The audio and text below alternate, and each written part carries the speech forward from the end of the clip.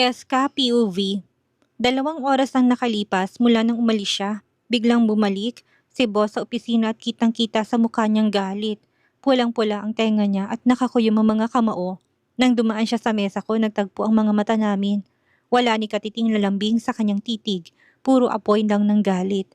Sa opisina ko, ngayon din Francesca. Mariing sabi niya. Ang boses niyang singlamig ng yelo, pero may apoy ng galit. Nanigas ako sa kinuupuan ko. Ang bigat ng tinig niya ay parang tinik na tumusok sa dibdib ko. Sina Sir Hugo at Miss Arabella ay kasunod nang dumating. Halatang sinusubukan nilang pakalmahin siya pero hindi sila pinapansin ni Floyd. Litong-litot nanginginig. Tumayo ako tahimik na sumunod sa kanya. Pumasok rin sina Miss Arabella at Sir Hugo at maingat nilang sinarang pinto sa likod namin. Pagpasok ay parang sinusunog ako ng titig ng boss ko. At ang mga salitang sumunod na binigkas niya ay mas masakit pa sa latay. Paano mo nagawa to, Francesca? Pumasok ka rito na parang inosenteng babae. Pero ikaw palang pinakamasahol na taong nakilala ko. Niloko mo ko. Nilinlang mo ko ng higit pa sa kahit na sino. Sa kabila ng lahat na nangyari sa atin. Ikaw ang pinakamalaking pagkakamali ng buhay ko. Floyd, boss, ano sinasabi mo? Nanginginig kong tanong. Namumuo ng luha sa mga mata ko. Huwag kang umarte na parang ikaw pang biktima dito. Sigaw niya habang paikot-ikot sa opisina at sinasapo ang sarili niyang muka. Alam kong alam mo kung anong ginawa mo. Lumayas ka sa kumpanya ko at sa buhay ko. Maging masaya ka na lang at hindi kita ipapapulis. Para na lang sa anak mo. Ipahuli para ako naitulak sa isang bangungot na hindi akin. Lumayas ka. Ang tanging lugar na bagay sa'yo sa basurahan kasama ng mga daga. Nakakadiri ka. Nagsisisi ako na tinanggap kita sa trabaho. Yun na yata ang pinakamalaking pagkakamali ko. May malamig na kamay na humawak sa balikat ko. Si Miss Arabella yon, marahan niya akong inakay palayo sa galit ni Floyd. Hindi ko na maramdaman ang sarili kong katawan. Ang dibdib ko ay naninikip, malabo ang paningin ko dahil sa mga luha at higit sa lahat sa pagkalito. Dinala nila ako sa opisina ni Sir Hugo. Tahimik kami sa loob ng ilang sandali hanggang sa nagsalita siya.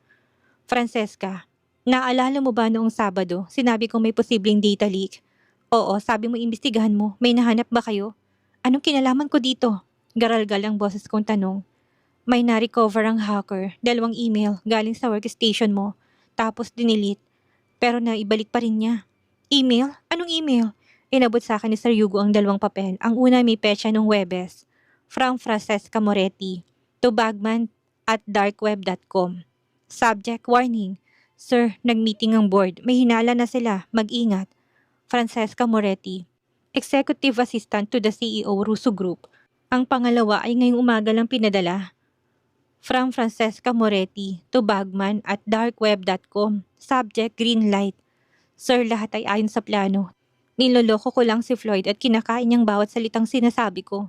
Paniwalang paniwala siya. Francesca Moretti. Napatitig ako sa papel. Nanginginig ang ulo ko na umiling. Hindi ko to sinulat. Hindi ko gagawin to. Hindi ako nag-send ng email na to. Wala akong alam kung paano to napadala gamit ang computer ko. Pero hindi ako yan. Hindi ko magagawa to, lalo na kay Floyd.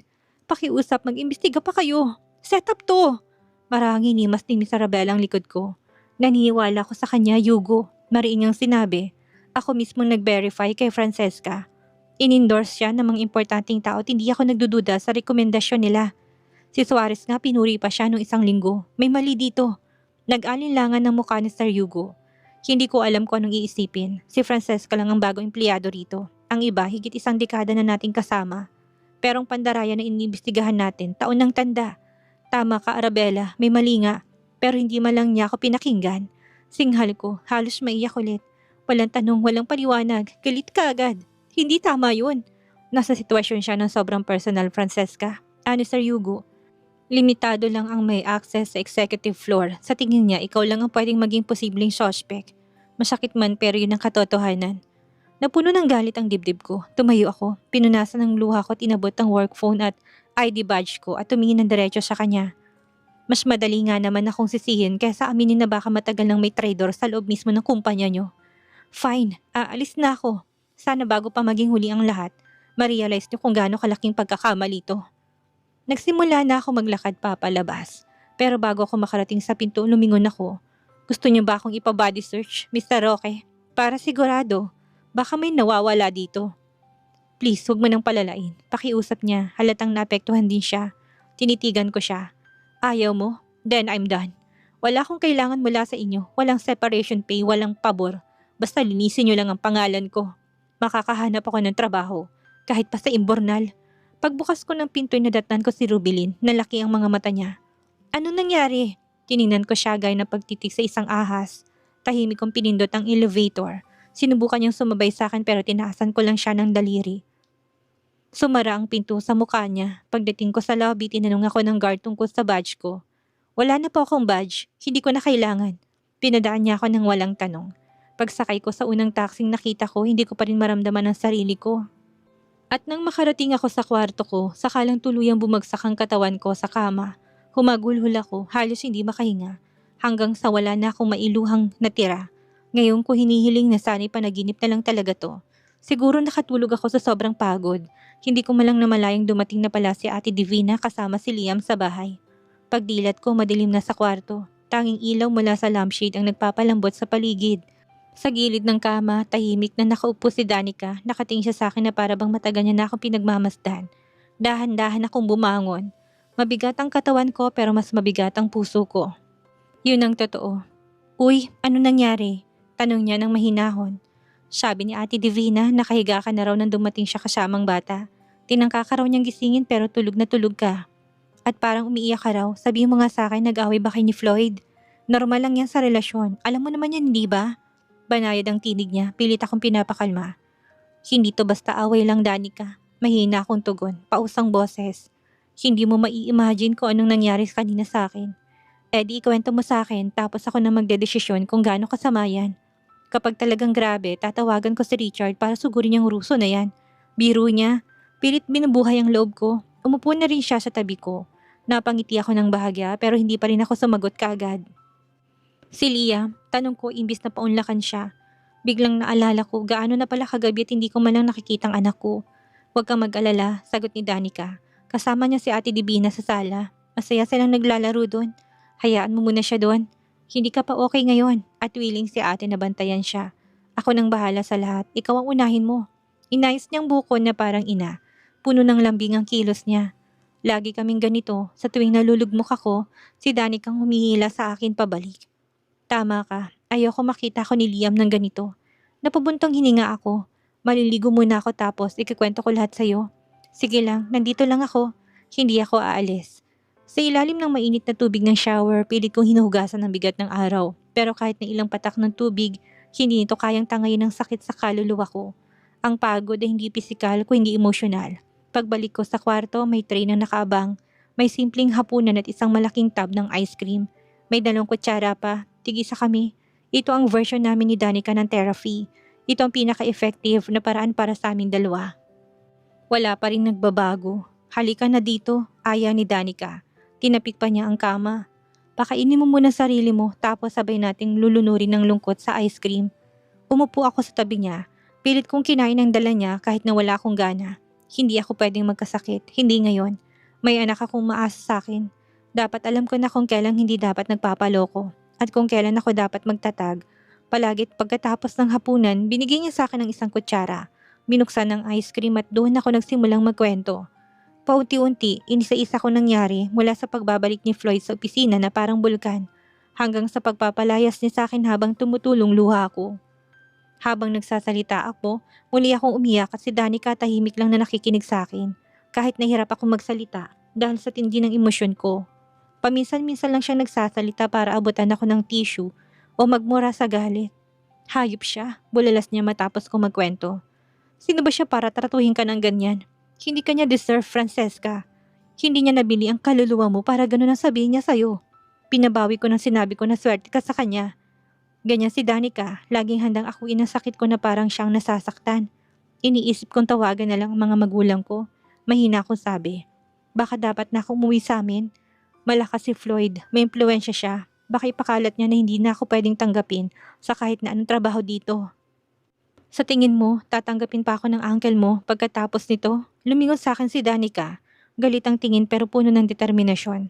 Uncle ko? Daddy ko? Oo naman, kakampi mo sila. Alam nila kung gaano ka kasipag, kung gaano kabuti ang puso mo. Pero, teka, hindi ka aalis. Hindi ka sasuko. Dito ka. Magtatagumpay. Si Floyd Russo, isa lang siyang lalaking may kapangyarihan pero hindi siya Diyos.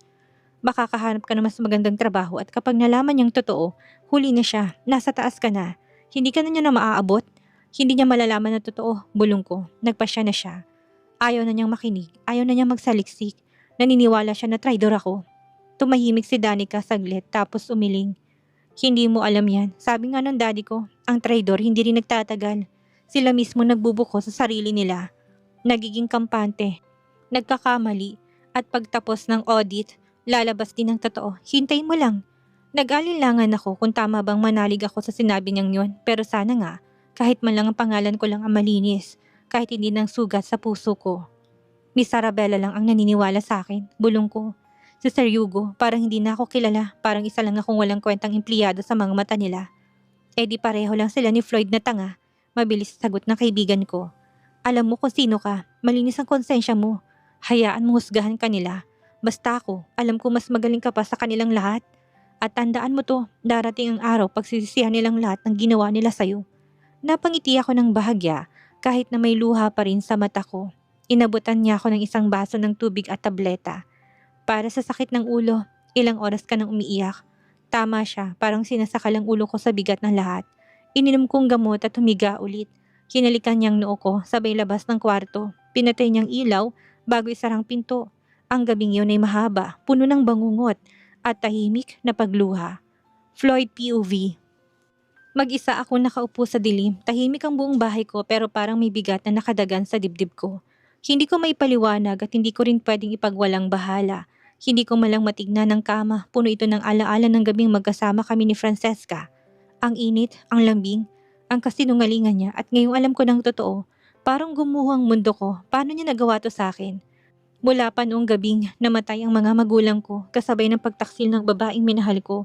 Pinangako ko sa sarili kong hindi na ako magmamahal ulit. Pinaramdam ko sa lahat na malapit ako. Pero hindi talaga. May padara kong tinayo para hindi na ako masaktan. Hindi ko na gustong maulit na madurog ang puso ko. Pero si Francesca Moretti, hindi siya kumatok. Basta lang pumasok siya. At bago ko pa namalayan, hawak niya ng lahat ng oras ko. Ang araw ko, ang puso ko, at siya rin palang ahas na tutuklaw sa akin sa oras na pinakakampanti ako. Kaninang umaga lang masaya pa ako. Parang nasa ulap, walang kapantayang ligaya sa puso ko. Nagdasal pa ako na sana tuloy-tuloy na ito, kahit hindi naman talaga ako madasaling tao. Tapos biglang nilamon ako ng impyerno. Nang tumawag ang hacker at sinabing, dapat ako, si Hugo at si Arabella lang ang kausap niya. Wala akong kamalay-malay kung ano naghihintay sa amin. Akala ko handa ako sa kahit na ano pero hindi pala. Mali pala ako. 2 email, parehong galing sa computer ni Francesca ang nakuha. Yung una medyo malabo pa. Pwedeng mapaliwanag pero yung pangalawa sadyang malupit. Walang puso. Para bang laruan lang ako sa kanyang plano. Yun ang sumira sa akin. Puno ako ng galit. Hindi ko na inalam ang paliwanag niya. Pinaalis ko na lang siya sa opisina sa kumpanya. Sa buhay ko. Dahil yun ang tamang gawin habang may awa pa ako nararamdaman sa kanya. Pero kahit na pagkatapos ng lahat ng iyon ay may kulang pa rin. Bakit ganun? Bakit parang may buta sa dibdib ko? Bakit parang hinihiwang kaluluwa ko? Bakit may bahagi ng puso ko na hindi matanggap ang pagtatraidor ng babaeng pinapasok ko sa buhay ko? Alam ko naman ang sagot dahil minahal ko siya. Una pa lang gusto ko na siya kaya pinapasok ko siya. Pagkaalis niya hindi ko na kinaya sa opisina. Tumalikod ako, walang pakialam sa paligid at umuwi. Ayoko makipag-usap sa kahit na kanino. Ayoko makinig kahit kay Hugo o kay Arabella. Gusto ko lang nakatahimikan. Pinatay ko ang cellphone ko, isang bagay na hindi ko kailanman ginagawa. Hindi ko rin pinansin ang intercom at ang katok sa pinto. Gusto kong masaktang mag-isa. Pero syempre hindi papayag ang 2 matitigas kong kaibigan. Biglang bumukas ang ilaw. Pamilyar na boses ang narinig ko mula sa pinto. Nakalimutan mo yatang may duplicate kami ng susi. Pumasok si Hugo at walang paalam na bumagsak sa sofa. Sumunod si Arabella, nakatayo sa harap ko at seryosong tingin. Parang may gusto siyang sabihin pero hinihintay niyang akong mauna. Tinignan ko sila ng masama. Kung sermon lang din ang pakay niyo, wag na. Hindi ko kailangan ng leksyon. Mariing kong sabi, tumaas ang kilay ni Arabella. Bata, wag mo akong susubukan. Nagsawa ka na sa pagmumukmok, sa sigaw, sa pagtataboy sa mundo. Ngayon, makikinig ka at huwag kang magsasalita. Parang nanay ko siya na magsalita at lalo lang sumikip ang dibdib ko. Bubuksan ko ng bibig ko para magreklamo pero inabot ni Hugo ang dala niya. Isang piraso ng takip sa bibig at laruan na posas. Kung ayaw mo makinig ng kusa ay mapipilitan kami na busalan ka. Napailing ako. Yan bang plano mo? Gagamitin mo yung mga laruan niyo sa kwarto sa akin? Kadiri. Wala akong pake kung anong iniisip mo. Basta makinig ka. Mabilis ang naging mga salita niya. Nag-usap kami ni Arabella at walang saysay ang lahat ng ito. Si Francesca mismo nagmungkahi ng audit, siyang nagdala kay Suarez sa atin. Kilala natin yung taong kaibigan ng pamilya at sabi niya, hindi tamang nangyayari. Naniniwala siya na pineke ang emails at sa totoo lang, kami rin. Sinasabi mo ba na may gumamit ng computer ni Francesca para palabasin na siyang traidor? Mariin kong tanong. Sa isang lugar na may limitadong access, napakagaling naman. Hindi, sagot ni Hugo, kalmado pa rin. Sinasabi kong may ibang tao sa floor na yon na siyang tunay na traidor. Yung matagal nasa kumpanya. Umiling ako. Imposible, lahat ng tao doon mahigit 10 taon na sa serbisyo. At ganun na rin katagal ang pandaraya sa kumpanya. Hindi mo ba naisip? Baka matagal na silang nagtatago. Kunwaring tapat pero unti-unti inuubos ang tiwala natin. Natigilan ako. Sa unang pagkakataon sa buong araw na paisip ako. Sinamantala ni Arabella ang pagkakataon. Sinimulan na naming imbestigahan. Seryoso niyang sabi. Tinitingnan ng CCTV. Yung sa desk ni Francesca may sira. Pero sinusubukan naming makakuha ng backup. Sa ngayon tinest na rin namin ng ibang staff. Tumingin ako sa kanya. Anong klaseng test? Unang sinubukan si Rubilin. Sagot niya. Pinapahatid namin ng ilang papeles kay Hugo. Tapos nagpahaging kami tungkol sa audit na nakaraang taon. Meron na kaming kopya pero kung may biglang mawala, malalaman naming may nagbubunyag. Si Rubilin, napailing ako. Matagal na siya dito. Sayang lang ang oras niyo. Eksakto, bulong ni Hugo. Kasi walang naghihinala sa kanya. Pero yun nga ang punto. Bago umalis si Francesca, sinabi niya na baka mas madali lang talagang isisi sa bagong tao kaysa tanggapin ng traidor ay yung matagal na nating kasama. Napakapit ako sa sandalan ng sofa, parang biglang nawala ang lakas ko. Sige, mahinang sabi ko.